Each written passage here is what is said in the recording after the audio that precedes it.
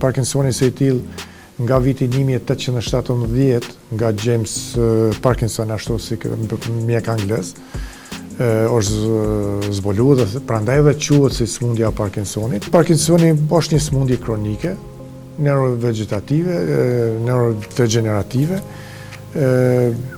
që prek kryesisht sinapsat, gjithsesi fijet nervore dhe muskujt.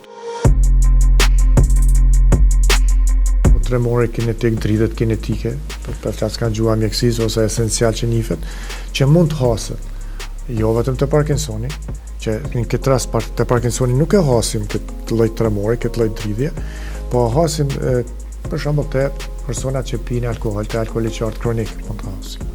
Për marr alkooliqartë në fillim, meqense pason dridhja dhe gota tjetër e qetëson dridhjen. Edhe mandej hyn në një cikël ku gradualisht nuk ka mandej kthim pas.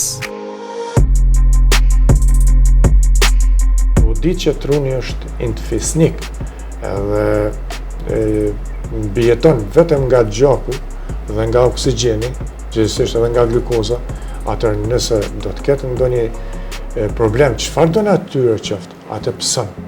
Dhe si në intfisnik e dim që lëndimet janë të pakthyeshme.